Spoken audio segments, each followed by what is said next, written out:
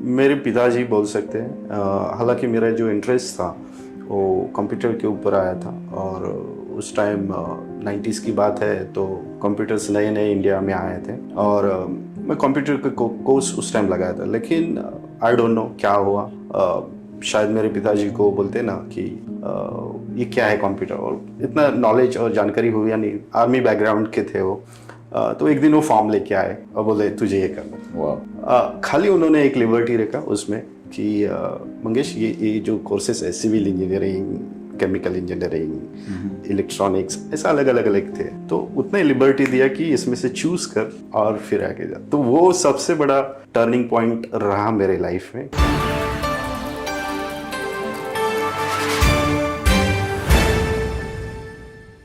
नमस्कार, सभी दर्शकों का स्वागत है हमारे चैनल का ये पहला पॉडकास्ट। और हमारे चैनल के पहले को पॉडकास्ट में मेरे परम मित्र मंगेश सुर्वे जी आए, और मंगेश सुर्वे जी इस फील्ड में 30 साल से काम कर रहे हैं। वाटर मैन के नाम से हमारे ग्रुप में काफी ज्यादा फेमस है। पानी के बारे में सभी तरह का नॉलेज रखते हैं, और पानी को कैसे रिसाइकल करना है, कैसे उसके बारे में काम करना है, ऐसा बहुत सारा ये काम करते हैं। तो चलिए जानते हैं उनके बारे में। स्वागत है मंगेश जी आपका हमारे पॉडकास्ट में, और हम जानना चाहेंगे कि क्या एग्जैक्टली आप करते हो और क्या काम है आपका, इसके बारे में थोड़ा बताइए हमको।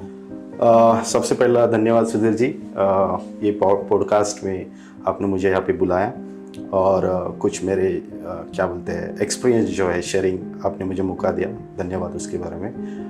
सुधीर जी, हम जो काम कर रहे हैं उसका जो टैगलाइन है एनवी केयर। एनवी केयर का मतलब है एनवायरमेंटल केयर, और जो हम लास्ट 28-30 साल से ले रहे हैं। और इसके बारे में जो मेरा स्टार्ट हुआ वो है एक वाटरमैन लैबोरेटरी है जो वाटर टेस्टिंग और एनालिसिस में काम करती है, और 1995-96 से उस फील्ड में काम कर रहे हैं सर।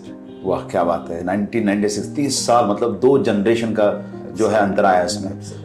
इस काम को करने के लिए आपको इंस्पिरेशन कहाँ से मिला है? इंस्पिरेशन वेरी इंटरेस्टिंग स्टोरी है सर। जब कोई चैलेंजेस आते लाइफ में, वो टर्निंग पॉइंट होता है। हालांकि मेरा 4th तक का जो स्टडी है वो गांव में हुआ है, वेरी सिंपल सा विलेज। वहाँ पर I use to carry water from 10 kilometres. वो सर पे बोलते हैं ना, पानी कैरी करना। तो पानी के प्रति एक अलग सा इंटरेस्ट, अलग सा लगाव उस टाइम लगता था। मुझे लगता था क्यों इतने चैलेंजेस है, तो कुछ ना कुछ इसके बारे में सोचा जाए कि किया जाए। लकीली बोलो, मेरे इंटरेस्ट के कारण बोलो, ये फील्ड में मैं आ गया। 10 किलोमीटर बहुत बड़ा डिस्टेंस होता है पानी के लिए, क्या बात है।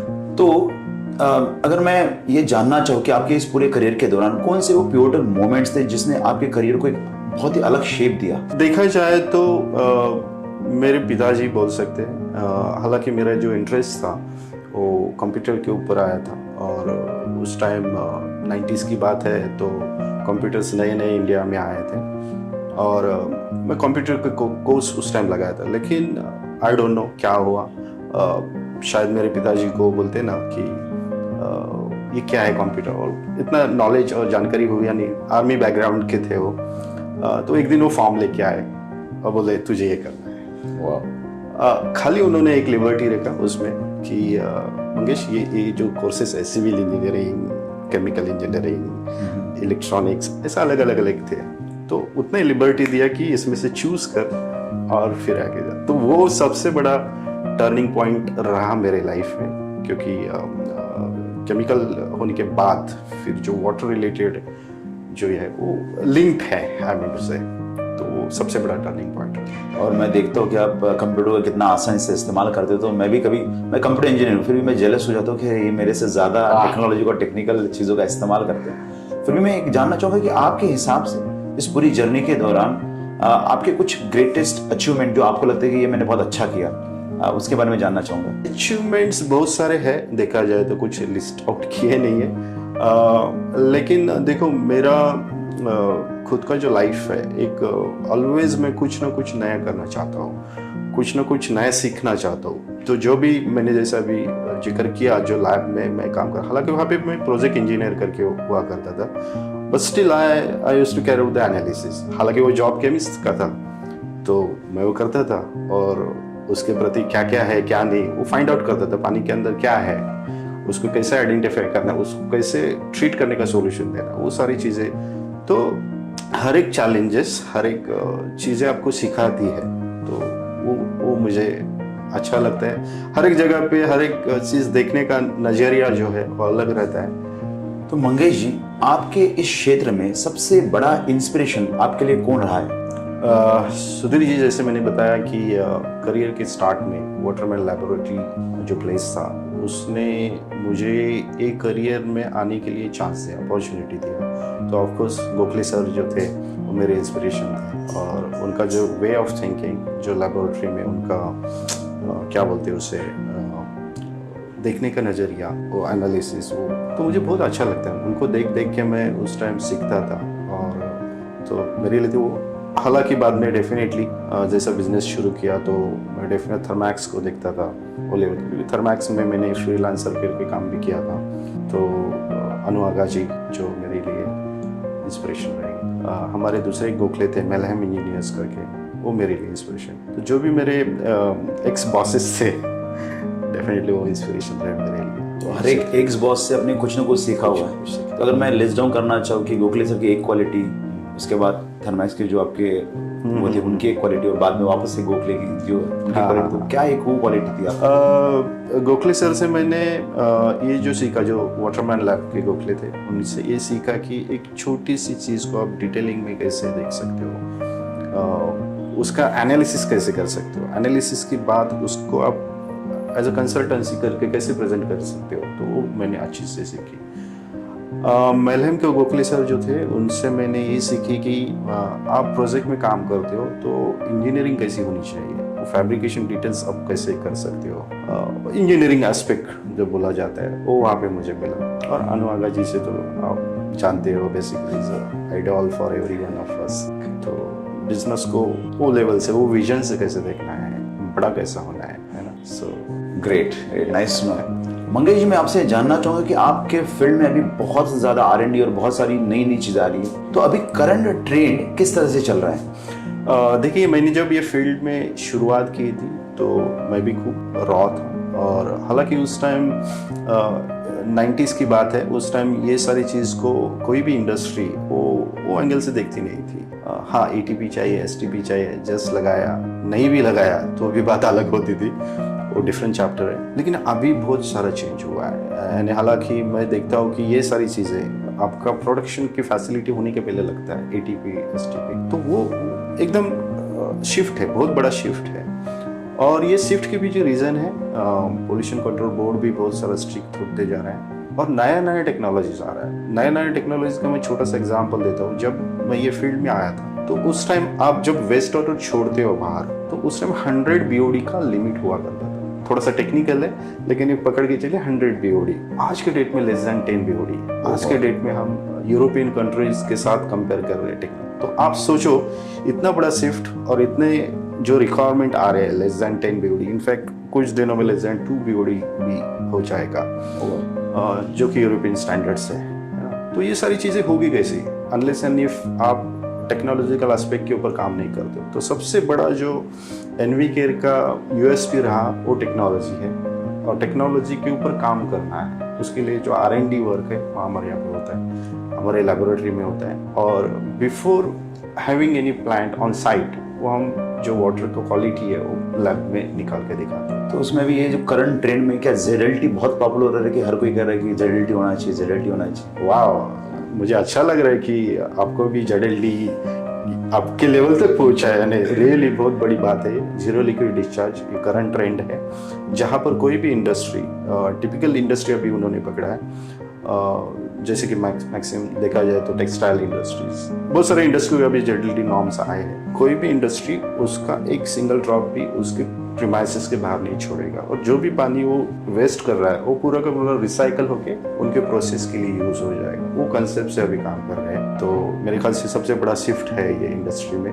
हालांकि थोड़े से चैलेंजेस है इम्प्लीमेंटेशन के लिए, लेकिन ये हो जाएगा सर, ये ज़रूरत है, ये ज़रूरत है। ग्रेट मंगेश, हम जानना चाहेंगे, देखो आपका फील्ड बहुत कॉम्प्लेक्स है, बहुत सारी, आपने अभी भी 2-3 जार्गन हमारी तरफ छोड़ दिए, BOD छोड़ दिया, ZLT छोड़ दिया। तो व्यूअर्स को अगर बहुत आसानी से आपके बारे में समझना है तो एग्जैक्टली क्या आप बोलना चाहोगे? देखिए, कोई भी फील्ड चैलेंजिंग होता है तो ही एक्सपर्ट्स पैदा होते हैं, है ना।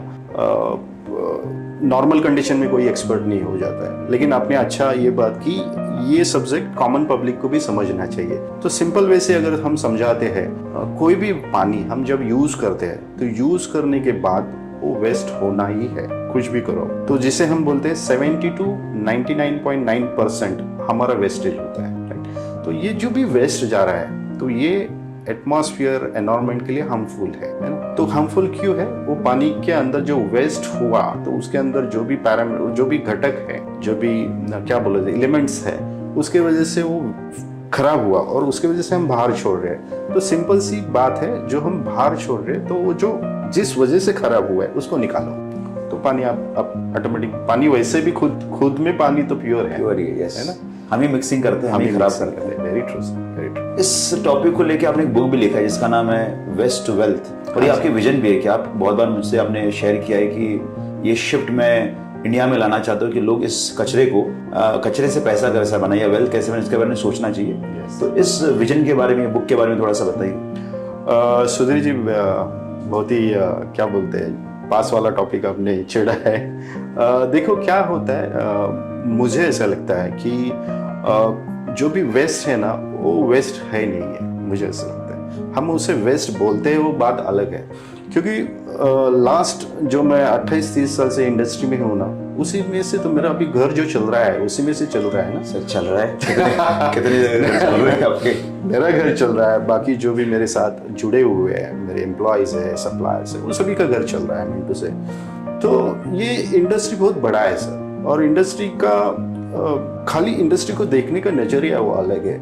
आज के जो एजुकेटेड लोग बाहर निकल रहे हैं उसको लगता है वेस्ट में क्या काम कर, लेकिन वेस्ट में सारा है ना, अगर मुझे पूछते हो तो। इसका अवेयरनेस लाने के लिए, इसके प्रति अवेयरनेस लाने के लिए वो बुक है बेसिकली।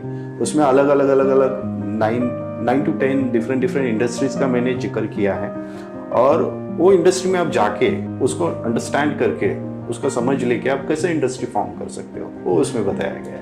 इनफैक्ट अगर मैं हमारे फील्ड से जोड़ता हूँ शास्त्रों से, अच्छा, तो कमल जो है वो कीचड़ में ही खिलता है बेस्ट, और कमल जो है लक्ष्मी का प्रतीक है। तो लक्ष्मी जो वहीं पे, और देखा जाए तो जमीन के नीचे अगर जो भी हम उत्खनन करेंगे वो तो कचरा ही है ना। अगर हम फॉसिल्स की बात करें वो कचरा है, या जो मतलब जो भी है नीचे, और उस कचरे में ही पैसा है। मतलब वो कचरा बनता है ऑयल, वही कचरा मतलब गैस बनता है, वही कचरा जो है डायमंड बनता है।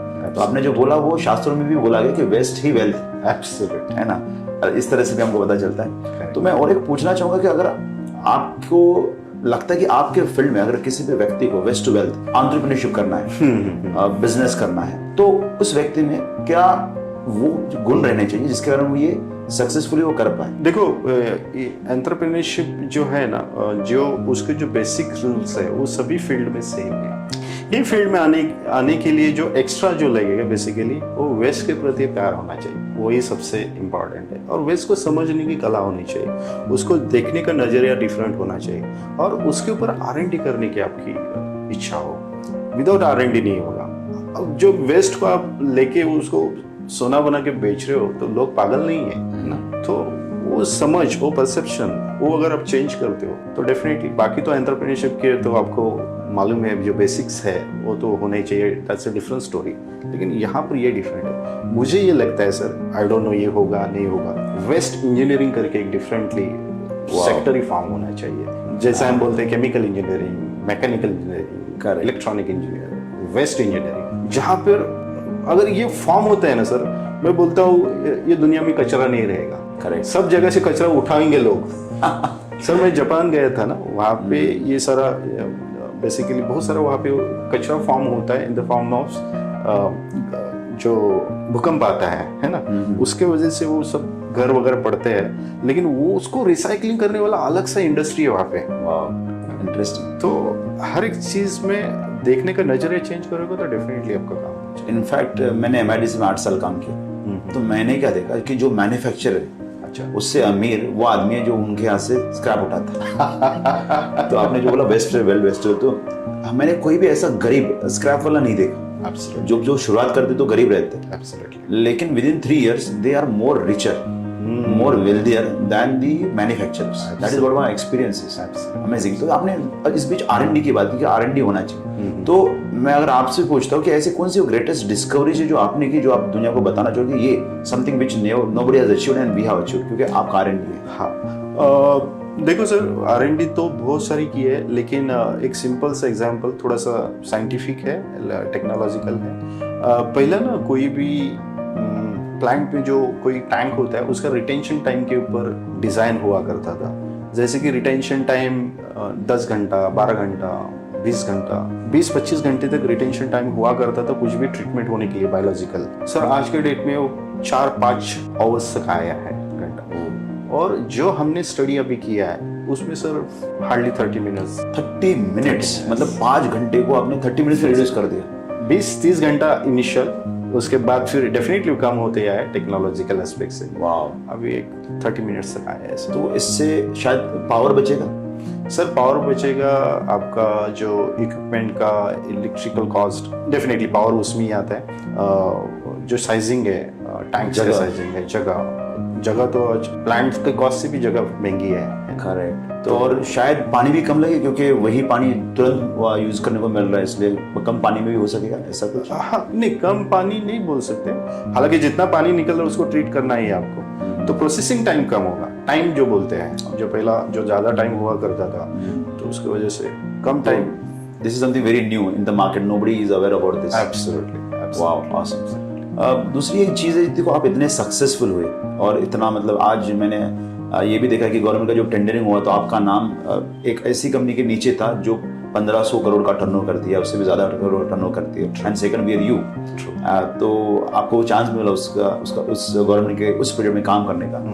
तो ये सक्सेस आपने कैसे, कौन सी वो हैबिट्स है आपकी जिन्होंने आपको इस सक्सेस तक पहुंचने में मदद की? मुझे ऐसा लगता है सर, जो भी आप काम कर रहे हो ना, वो डेली बेसिस पे उसके ऊपर कुछ ना कुछ होते रहेगा, कुछ भी बेसिकली थोड़ा बहुत होते रहेगा ना, तो वो कंसिस्टेंसी आपको आगे जाके अलग सा नाम देती है. डेफिनेटली आप में कुछ नया करने की ये चाहिए, और इनोवेशंस जो हम कर रहे हैं बेसिकली, इसलिए बहुत सारी जगह पे ना मुझे सब मार्केटिंग नहीं करना पड़ता है. लोग मुझे ढूंढते आते हैं और उसी वजह से काम होता है. तो इनोवेशन इज अ की एंड कंसिस्टेंसी इज अ की. तो ये दो, रिसर्च एंड कंसिस्टेंसी. एब्सोल्युटली. पर एज अ सक्सेसफुल एंटरप्रेन्योर, ये तो एक हो गया काम, लेकिन उसके पीछे बहुत सारा काम होता है अपनी पर्सनैलिटी के ऊपर, अपने थॉट प्रोसेस के ऊपर, अपने माइंडसेट के ऊपर. तो वहाँ पे आपने क्या काम किया, कैसे खुद को इस काबिल बनाया कि इतना सारा वेल्थ आप क्रिएट कर पाओ या इतना सक्सेस आप प्राप्त कर पाओ? देखो, बाय डिफॉल्ट बोलो, बाय नेचर बोलो, मेरी ना ऑलवेज कुछ ना कुछ नया सीखने का मेरा मन करता है ऑलवेज. जैसे देखो, मैंने वो प्राणी किलिंग सीखा है. वाह. मैंने फोटोग्राफी सीखा है. बहुत कुछ करते रहता हूँ मैं, बहुत कुछ करते रहता हूँ. और शायद मुझे लग रहा है कि ये जो लर्निंग है, आपने ग्राफोलॉजी सीखा है? ग्राफोलॉजी अब से सीखा है. yes. तो ये सारा सर क्या रहता है, कोई भी एक चीज नहीं होता है. मुझे ऐसा लगता है कि जब भी आप मल्टीपल थिंग्स करते हो ना, तो उसका कॉम्बिनेशन होता है, और वो कहाँ पे आपको सपोर्ट करेगा आपको मालूम नहीं रहता. तो आपके सबकॉन्शियस लेवल पे उसका प्रोग्रामिंग हुआ होता है. तो वो मेरे बारे में लगता है मुझे. लेकिन इससे भी बड़ा जो सारी चीज़ें वो मैं बताना चाहूँगा, वो डिस्क्लोज करना चाहूँगा. मैं हर एक चीज़ होने के बाद ना उसका एक्सपेरिमेंट करता हूँ. वहाँ तक देखो, सीखने वाले बहुत सारे सीखते हैं आज के डेट में, लेकिन खाली सीखना ही नहीं है, लाइफ लॉन्ग सीखने में जाता है लोगों का. लेकिन वो सीखने का भला आप 100% नहीं करो, लेकिन 10% भी निकाल के उसके ऊपर एक्सपेरिमेंट, खुद के एक्सपेरिमेंट करते हो. फेल जाएगा, सक्सेस हो जाएगा, वो अलग बात है, लेकिन वो एक्सपेरिमेंट अगर आप करते हो तो मजा आता है. और मैंने हर जगह पे एक्सपेरिमेंट किए हैं सर. आप जैसे बोल रहे कि ये वेल्थ का, ये सक्सेस का क्या राज है, कुछ राज नहीं है सर. Everyday new experiment. उसमें कोई गिरने वाली चीज देखता नहीं, प्रोजेक्ट भी नहीं करता कोई, है ना. तो जब भी कोई सक्सेस होता है तो वही चीज देखा जाता है. तो मुझे ये लगता है डूइंग एक्सपेरिमेंट्स इज अ की फॉर. तो देखिए, अभी लाइफ के ना अलग अलग पिलर्स कह लेते हैं, हेल्थ, वेल्थ, रिलेशनशिप. तो आप ये तीनों पिलर्स को इस मोमेंट पे कैसे बैलेंस कर रहे हो, इतना सारा, इतनी बड़ी इंडस्ट्री चलाते? How are you managing all this things? Sir देखो, आज 20-22 साल हुए कंपनी को, है ना. और लास्ट 5 साल से एक छोटा सा शिफ्ट है अगेन वो ड्यू टू लर्निंग कि आज के डेट में मैं ऑटोमाइज कर पाया हर एक डिपार्टमेंट, जैसे कि प्रपोजल है, प्रोजेक्ट्स है, परचेस है। और ऑटोमेशन में हुआ कैसा कि एक सिस्टम्स एंड प्रोसेसेस के ऊपर आज कंपनी चल रहा है, तो मानो मैं 1 महीना भी नहीं जाता हूँ आज के डेट में, हालांकि मुझे जाना पड़ता है, मेरा इंटरेस्ट है, नहीं भी जाता तो भी वो सिस्टम की वजह से कंपनी चल रहा है। So that is the systems which we have implemented in our office. पूरा बिजनेस ऑटोमेट करके रखा है। बिजनेस ऑटोमेट, अगर आपने दूर से भी देखा तो चीजें चलती रहेगी। चीजें चलती रहेगी। हाँ, तो ज्यादा इन्वॉल्वमेंट की जरूरत नहीं है। रिसर्च ऑलरेडी होके है, क्या देना है, R&D होके है, सब कुछ स्टैंडर्ड सेट हो गए। Absolutely amazing, great. अच्छा और डेफिनेटली लोग तो होने चाहिए सर, क्योंकि खाली सिस्टम्स एंड प्रोसेसेस है वो नहीं, उसको फॉलो करने वाले भी होने चाहिए। तो आई एम क्वाइट फॉर्चुनेट, मेरे पास 20-15 साल से वही लोग हैं जो स्टार्टिंग में ज्वाइन किया। हालांकि हमने आपका जो लोगो बनाया था, हाँ जी, तो पहले लोगों में भी एस्पेक्ट था कि लोग जल्दी छोड़ के नहीं जाएंगे, जब तक आप नहीं निकालोगे तब तक नहीं जाएंगे। ओके, तो वो एस्पेक्ट हमने लोगों में भी बरकरार रखा। क्या बात है ना? तो that was your strength, being supportive, being helpful, being guiding. मतलब मेरे हिसाब से आपके जो एम्प्लॉइज हो वो आपको बॉस ना समझते हुए as a guiding factor consider करते हैं। That is what your logo also talks about. Absolutely, absolutely sir, आप तो लोग एक्सपर्ट हो, डेफिनेटली आपको उसकी जानकारी है, और डेफिनेटली जो मेरे जो स्ट्रेंथ्स है उसमें ये सारी चीज़ें आती है कि I never been a boss kind of attitude कभी मेरा रहा नहीं एम्प्लॉय के प्रति। They feel it as a friendship और काइंड ऑफ सो वो मेरे इसमें है सर। Awesome. और उसको आपने एक्सप्लोर किया, that's the greatest thing sir. लोगों से पता चल जाता है। तो और एक चीज पूछना चाहूंगा कि ये तो हो गया regarding your business, but health को लेके, क्योंकि क्या आपको लगता है हेल्थ बहुत इंपॉर्टेंट है किसी भी एंटरप्रेन्योरशिप के लिए? सर 100%, क्योंकि लाइफ में आपको सक्सेस मिला, वेल्दी हुए, बहुत सारा ये किया, लेकिन उसका एंजॉय कैसे करोगे? अगर आप बीमार हो, अगर आप उसका एंजॉय नहीं कर पा रहे हो तो किसके लिए कर रहे हो? ठीक है, आप सोशल एंगल से देख रहे हो, आपके एम्प्लॉय की तरफ से, दैट्स अ डिफरेंट एस्पेक्ट, लेकिन कोई भी चीज़ आप मिल रही है आपको, आप एंजॉय नहीं कर पा रहे तो मतलब नहीं है। तो हेल्दी रहना उसके रिगार्डिंग वेरी वेरी इंपॉर्टेंट है। उसको तो क्या रूटीन है आपका हेल्थ के लिए? What do you do? Health के रियली सर मॉर्निंग वॉक होता है, एक ब्यूटीफुल जगह पे रहते हैं सर, आपको भी मालूम है, तो सुबह वॉकिंग होता है, उसके बाद प्राणायाम योगा, हार्डली मेरे ख्याल से 1 to 1.5 घंटे का वो डेली रूटीन है, जिससे फिट एंड फाइन। तो 90 मिनट्स आप देते हो अपने शरीर के लिए, अपने माइंड के लिए, ताकि स्वस्थ रहे और बिजनेस में कुछ कर पाए। साथ ही साथ मैं बहुत ही ज़्यादा प्रभावित हूँ आपके मनी मैनेजमेंट से। अच्छा, तो आपने जिस तरह से वेल्थ क्रिएट किया है, मतलब अभी ज़्यादातर जो आपके प्रॉपर्टीज है वो लोन फ्री है, इनफैक्ट वहाँ से आपको पैसे मिल रहे हैं, और बहुत अच्छा कॉर्पोरेट आप कर पाए हो। अभी ऐसी कंपनी आपने बनाई है कि कंपनी में टर्नओवर कुछ भी हो, प्रॉफिट होना हो, company will sustain for another 10 years। That is what the kind of company you have made. तो आप जो देख रहे हो ये सभी लोग, बहुत सारे लोग, मतलब मैं जब आप पढ़ाता हूँ, हमारे भी 4000 स्टूडेंट्स, उसमें से मैं कहूँगा तो 3500 से भी ज़्यादा स्टूडेंट पैसे को लेकर परेशान हैं, कमाते बहुत है लेकिन समहाउ वो वेल्थ क्रिएट नहीं कर पा रहे। तो क्या कुछ टिप्स आप ऐसे देना चाहोगे जिसकी वजह से वो ऐसे कुछ कर पाए कि पैसे उनकी वेल्थ में कन्वर्ट हो जाए? सर वेरी इंटरेस्टिंग क्वेश्चन है, और हालांकि इसका आंसर सबको मालूम है, बट देन वो फॉलो आपके प्रिंसिपल्स जो आपने इम्प्लीमेंट किए। मेरे जो प्रिंसिपल्स है, देखो सर, मेरा एक प्रिंसिपल है सबसे, जो मैं हर एक को बताता हूँ, money saving is money earning. लोगों को लगता है कि मुझे 1.5 लाख का पेमेंट है, मुझे 2 लाख का पेमेंट है, मुझे, अरे लेकिन सपोज 2 लाख का आपका पेमेंट है, उसमें से 1.95 आप EMI भर रहे हो, कुछ ये कर रहे हो, और आपके पॉकेट में कुछ बच ही नहीं रहा है सेविंग के लिए, तो वो गलत है।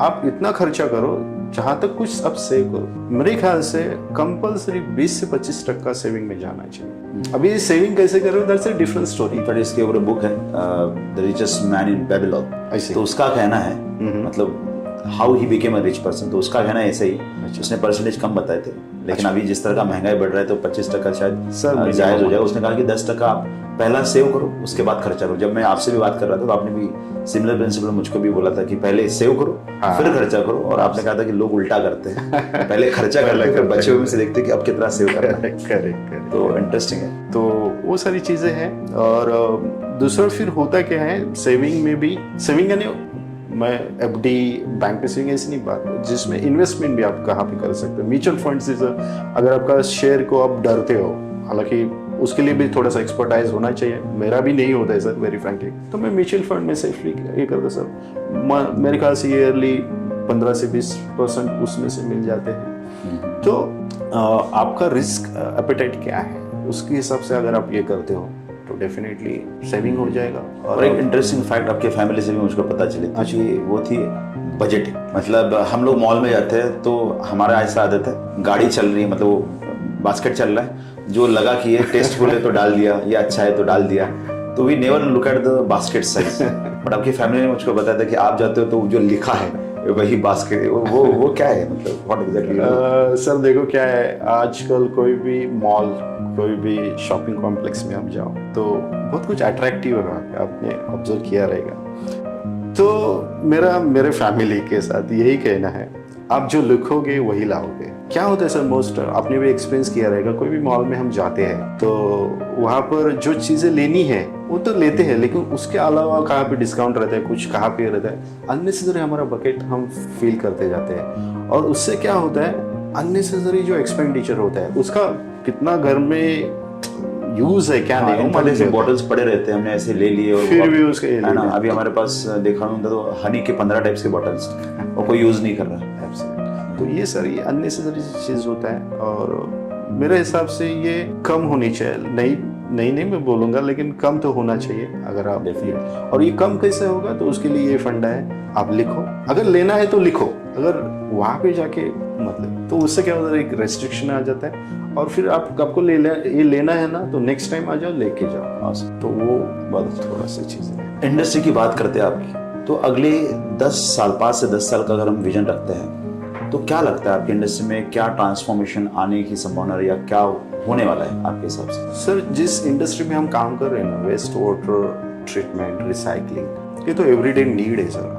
आज आप पूरा ऑल ओवर इंडिया देखोगे तो जहाँ पे हम रिवर पोल्यूशन की बात करते हैं, ये कहाँ से आ रहा है रिवर पोल्यूशन? आपके घर से पानी जो निकल रहा है, आपके इंडस्ट्री से निकल रहा है, आप अलग कुछ कर रहे हो, तो रिवर तो पोल्यूट होने वाला है, राइट? तो ये नेवर एंडिंग है। देखो हम डेवलपिंग नेशन है, तो ऐसा नहीं है कि हमको डेवलपमेंट नहीं करना है, डेवलपमेंट करना है, लेकिन ये डेवलपमेंट की जो बाय प्रोडक्ट्स है वेस्ट, उसको तो हैंडल करना है। और जब तक डेवलपमेंट रुकेगा नहीं तब तक वेस्ट रुकेगा नहीं। तो I can see is a flourishing. ये जो इंडस्ट्री है डे बाय डे ग्रो हो रही है। और विजन क्या सर, इसमें मैं तो बोलता हूँ, जैसे मैंने बताया कि वेस्ट वाटर इंजीनियरिंग फॉर्म होना चाहिए, इसके ऊपर बहुत बड़ा रिसर्च होना चाहिए। आपने एक बात ये भी बोली थी मुझको कि आप लोगों को ट्रेन करना चाहते हो वेस्ट टू वेल्थ का एंटरप्रेन्योरशिप जर्नी में, कि बिजनेस कैसा करना चाहिए, क्या सोचना चाहिए, कैसे R&D करना चाहिए, तो उस विजन के बारे में कुछ बताइए। जैसे कि मैंने अभी शेयर किया कि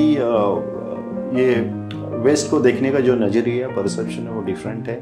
बहुत कम लोग हैं जो इसकी ओर आ रहे हैं, और जो भी है उनको अनफॉर्चुनेटली हमारे फील्ड में सर 80% लोगों को वो क्या करते हैं वो भी मालूम नहीं रहता है। STP का फुल फॉर्म क्या रहता है, लेकिन वो STP फील्ड में काम कर रहे हैं। Entrepreneurship is a different aspect, लेकिन उसकी जानकारी ज़्यादा नहीं है ना। तो मुझे ऐसा लगता है कोई भी फील्ड में आपको एक टॉप नॉच एक अचीवमेंट मिल रहा है तो इन डेप्थ नॉलेज होना चाहिए। विदाउट नॉलेज आप काम करोगे नहीं, ऐसा नहीं, लेकिन एक लिमिटेशन आएगा, एक सर्टेन लेवल के बाद अपन लिमिटेशन आएगा। तो मंगेश जी, आपके फील्ड में बहुत ज़्यादा इनोवेशन, बहुत ज़्यादा रिसर्च हो रहा है, तो अगले 5 से 10 साल में आप अपने इंडस्ट्री में किस तरह का प्रोग्रेस देख रहे हैं? सुधीर जी, जैसे मैंने अभी बात किया कि industry day by day technological advancement होते जा रहा है। एनवी केयर का USP जैसे मैंने बताया आपको कि R&D है। एवरी डे इन आउट हम कुछ न कुछ ट्रीटेबिलिटी स्टडीज R&D करते रहते हैं। तो नेक्स्ट 5 साल में अगर एनवी केयर की बात करते हैं तो ऑलमोस्ट मेजर जो सिटीज़ है इंडिया में, वहाँ पे एनवी केयर के ऑफिस होने जा रहे हैं। उसके अगेंस्ट हमने क्या बोलते हैं अलग एरिया डिफाइन भी किए हैं, और ये सारे हो रहे। आउट ऑफ इंडिया हमने 2 कंट्रीज़ में ऑलरेडी कोविड के पहले ऑफिसेस किए थे, दुबई में और मलेशिया में। बिकॉज ऑफ कोविड वो थोड़ा सा ये हुआ, बट देन अगले 5 साल में हम ये देख रहे हैं कि ऑलमोस्ट 30 कंट्रीज़ में रीच हो हमारा, वहाँ पे ऑफिसेस हो। तो बहुत सारा अपॉर्चुनिटीज़ है सर ये फील्ड में, और मैं अपील करूँगा जनरल इसमें, अगर ये मोमेंट के साथ आप ज्वाइन होना चाह रहे हो बेसिकली, तो definitely you are welcome for that. वाह, बहुत बड़ा विजन रखा है आपने अगले कुछ साल के अंदर। हम चाहेंगे कि ये विजन मैनिफेस्ट भी हो। और मेरे हिसाब से अभी इस मोमेंट पे हवा और पानी और ज़मीन, इनके ऊपर बहुत ज़्यादा रिसर्च हो रहा है, और उसको प्यूरिफाई करना है या उसको बेटर करना है, उसके लिए मतलब बहुत ज़्यादा स्कोप है ना इस इंडस्ट्री में इस मोमेंट। तो बहुत मतलब वही, अगर हम लोग सदूर को भी देखते तो वो भी पहले उन्होंने चालू किया था कावेरी, अब चालू कर रहे हो सेव सॉइल से, अभी आएगा हवा। मतलब that is what we expect कि कुछ ना कुछ ऐसी चीज़ें होने वाली।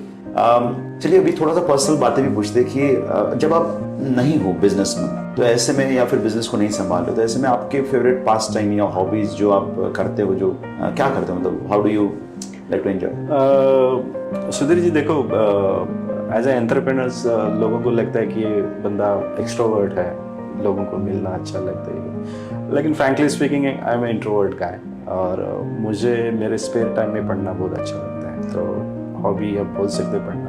और अगर आप खेलने की बात करेंगे तो आजकल मैं पूल खेलने लगा हूँ, तो पूल केस में भी मुझे अच्छा लगता है, चेस खेलने में मुझे अच्छा लगता है, और कैरम मुझे अच्छा लगता है। तो है, बट देन थोड़ा सा टाइम कम मिल रहा है सर अभी, और उसमें मैं रीडिंग के ऊपर ज़्यादा फोकस कर रहा हूँ, क्योंकि आगे के जो भी विजन देखा है उसके प्रति अगर आगे जाना है, पढ़ना है, तो बहुत सारा रीडिंग करना पड़ेगा, बहुत सारे चीज़ें सीखनी पड़ेगी। तो ये सीखने की बात करते हैं ना, तो मैं कुंडली का थोड़ा सा बताऊंगा आपको कि कुंडली में ना मरक्यूरी ये कारक माना जाता है 10वें घर का। 10वें घर में हम लोग बिजनेस या करियर को देखते हैं। तो कुंडली का कहना ही है, मरक्यूरी जो है स्टूडेंट्स की बात करते हैं, स्टूडेंट लर्निंग की बात करते हैं। तो कुंडली का भी करना ये है कि अगर आपको करियर को एस्टेब्लिश करना है या ठीक करना है, तो हर रोज पढ़ाई लिखाई करना जरूरी है, और जो आपने फॉलो किया।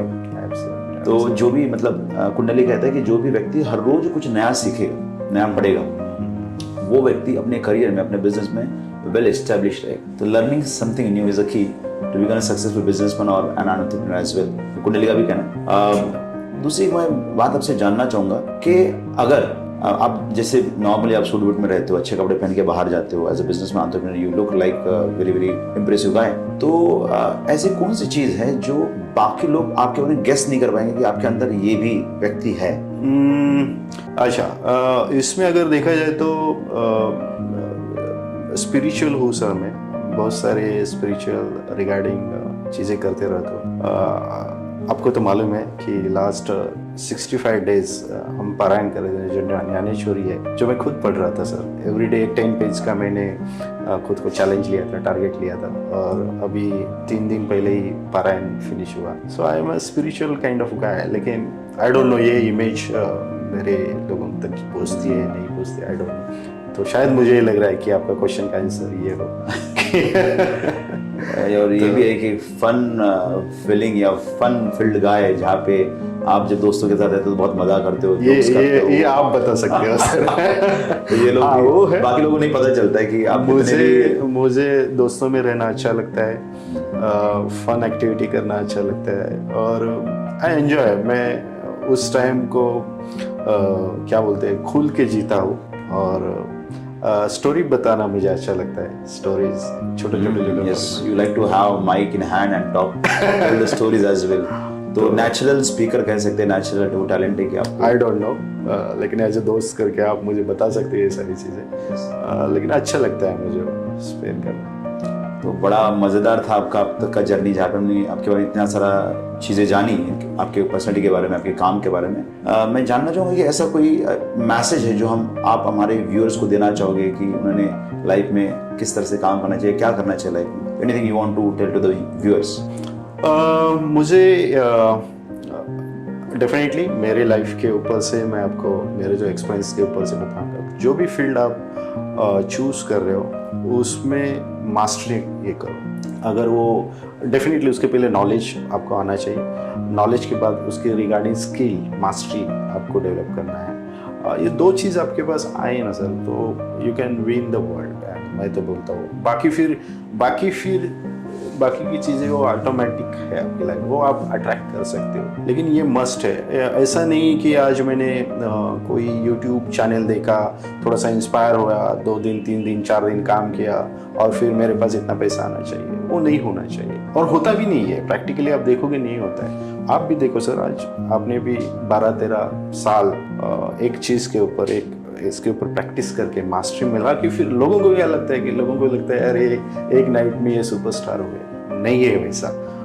तो हार्ड वर्क को रिप्लेसमेंट नहीं है, मैं बोलता हूँ। और लक एक 3-4-5% रहेगा हर एक, लेकिन लक भी जब होता है जब आप एवरीडे कुछ ना कुछ कर रहे हो। तो मेरा यही simple luck favours the brave कहते हैं लोग। हाँ, वेरी ट्रू, गुड। तो हार्ड वर्क करो और मास्टरी मिलाओ। हार्ड वर्क का मतलब वो गधे वाला हार्ड वर्क नहीं है, उसमें भी स्मार्ट एक्शन, स्मार्ट क्या करना है, आपका पर्पस क्या है, आपका विजन क्या है, सक्सेस तो मिलना है सर। तो बहुत अच्छा लगा आपसे बात करके। व्यूअर्स, आपने देखा कि किस तरह से मंगेश जी ने अपनी पूरी लाइफ में hard work, research, expertise, knowledge और जो लक है, जैसे उन्होंने कहा कि लक उन्हीं को मदद करता है जो हिम्मत करते हैं, एफर्ट लेते हैं। तो इन सभी चीज़ों का यूज़ करके बहुत ज़्यादा सक्सेस प्राप्त किया और उन्होंने बार बार ये बहुत जगह पे इटरेट किया है कि जो व्यक्ति पढ़ता है, जो नया कुछ सीखता है, वही व्यक्ति आगे जा पाता है। तो बहुत अच्छा था आपसे बात करके, बहुत मज़ा आया मंगेश जी, और I hope you also enjoyed our first ever podcast. और thank you very much for joining us and I hope कि आगे भी आप बहुत बड़ा अचीवमेंट करोगे, आपकी रिसर्च में और ज़्यादा नई नई चीज़ें खोजोगे और हमारे पास वापस से आओगे वो सब चीज़ें शेयर करने के लिए। तब तक के लिए बहुत बहुत धन्यवाद। Thank you very much. Thank you very much Sudhir ji, thank you very much.